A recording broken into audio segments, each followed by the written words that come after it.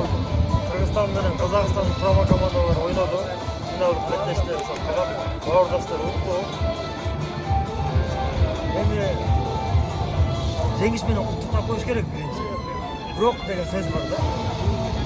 Бирок биздин казак бауырдаштар чырдаганды өзүңүздөр деле күбө болдуңуздар. Башында камчылай деген камерада түшүп калды. Балким бул эмоционалдуу оюн. Туура эмес кылып чабып алгандыр. Бирок ошончо дагы ошого чейин тарбиялаш керек болчу балдарды.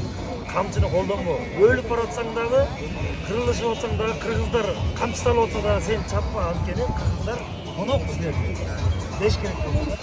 Бул эң чоң айыбы бизге камчы салып ийгени болду.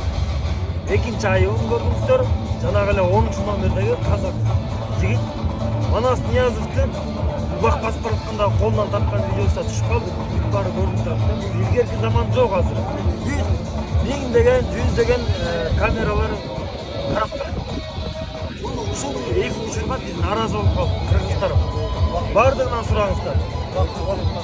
Анан убакытты жанагы экинчи таймдын соңунда жекеме-жекеден убакытты чойбоду. Калыс бул казак ойноп атабы, кыргыз ойноп атабы карабаш керек болду.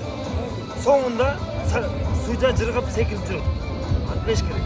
Сужа салкынганды болуп, кыргыз утса дагы, казак утса дагы ага баруу болуш керек. Мына ушундай. Эми болору болду, боесу канды дейт.